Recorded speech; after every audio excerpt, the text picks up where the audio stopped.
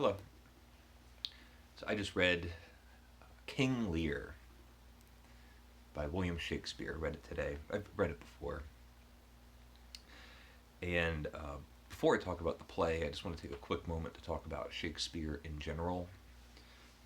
Unfortunately, I have a stormy and difficult relationship with Shakespeare. I believe my first encounter was one of the grades in middle school. We were to read Romeo and Juliet in class, and I remember being utterly lost.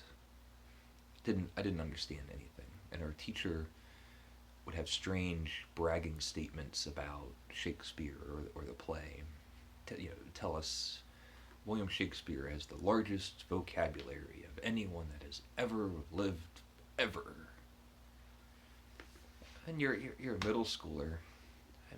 Maybe I knew 500 words. What am I doing reading a book by the teacher's own admission has the largest vocabulary? I don't remember. It was a hateful experience. I'm 36 now, and I have to really perk my ears up, perk my eyes up, kind of sit at attention, and uh, focus when I'm reading Shakespeare. That's now. Rereads. The idea that I was suffered, stuck having to read Shakespeare as a middle schooler, and a couple times in high school, um, is embittering to me. It turned me off to Shakespeare, and in fact, it turned me off to wanting to encounter more great works of literature. I really feel like it was a disservice to me having to read something that I just did not understand, and I wasn't in the gifted class. I wasn't in the AP. I was always in like regular old middle of the bell curve classes, B student. Um, so it's unfortunate because at some point in my 20s, I started reading Shakespeare and found him difficult. And there was a moment when a lightning bolt struck me reading Othello or Tempest or one of those plays. And I was blown away, mesmerized by how powerful the language is, how compelling the story is, how dynamic and complex the characters are, how funny it can be when it's funny, how tragic it can be when it's tragic. And you can have a whirlwind going through these plays. And I feel like that was robbed from me. It's now this uphill battle. And when I pick Shakespeare up, I always think about that. Um, you spend your whole life getting nagged at to learn how to spell, so you spell everything correctly. And then one of the first great writers, they go, "Here, you're going to read this," and everything's misspelled. It's not spelled the way that you were told it was supposed to be spelled. It's crazy to me. King Lear. It's an older ruler who's going to divide up his kingdom, his wealth, and his land to his three daughters. And the two daughters, the eldest and middle daughter, give these speeches, and they're waxing poetic and kissing the ring and telling their father how much they love him. And they're sugary, oily. Something's a little bit off about them. But the third daughter that doesn't make a speech like that. Just says, like, you know what? I love you, no more, no less. Well, King Lear, the father, he wanted those buttery words. And there's a crowd of people, and he gets insulted and says, well, if you're going to give me the truth can be your dowry. And so he gives her nothing, and his fortune is split between the two other sisters, who obviously are conniving. The play starts with bad decisions. This is a viper pit. It's full of inner turmoil between the characters and their interior lives. Everyone is deceptive and lying. I think I said conniving. And it's dark, bleak, nearly no light or respite in the book at all. No funny lines, no humor. There's a fool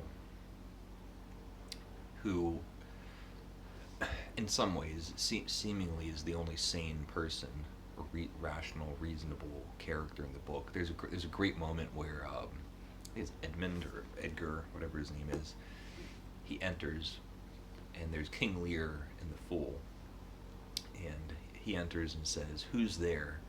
And the fool says, "A wise man and a fool." And there's such a great note of ambiguity. Who's the wise man and who's the fool? It's brilliant. And the play, nothing goes well. It's a tragedy. It's not a spoiler to say that you are going to have an unhappy ending, and nearly one of the unhappiest endings that you can possibly read in a tragic play.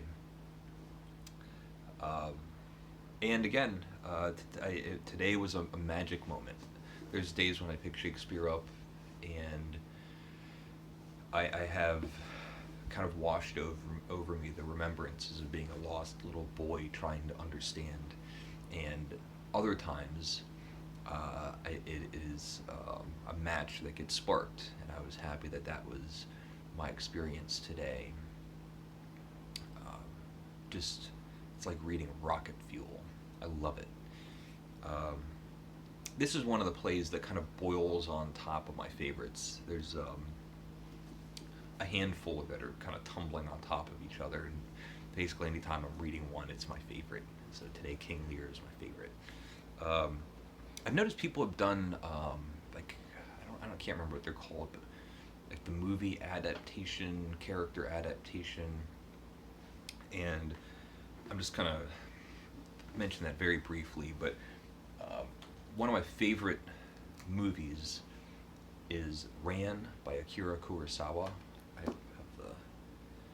and it's a retelling of King Lear set in 16th century Japan,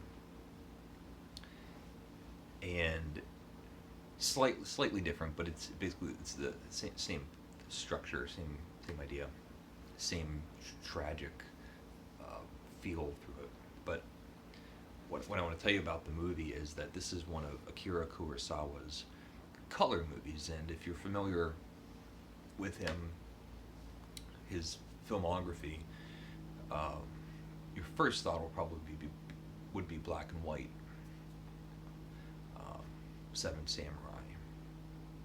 There's a handful of other ones. He uses color like nobody uses color, and you're going to see colors that you've never seen before. It's brilliant, saturated, emotionally evoking colors. The screen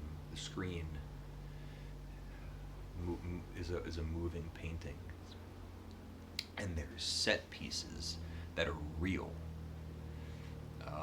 There's a fantastic battle where a temple is lighted on fire, and you see a temple on fire, and there's ripping winds, and there's all these people, but there's a man walking out of this temple, It's on fire, and you are watching a spectacle. Uh, I think I'm gonna watch it tonight. Just talking about it now gets me kind of excited. I read King Lear today, so maybe I'll watch Rand tonight. Oh, and there, uh, this is one of my, like I said, one of my preferred um, Shakespearean plays. I tend towards the tragedies. Um, so, oh, and there, leave a comment if you would like, and thank you for watching.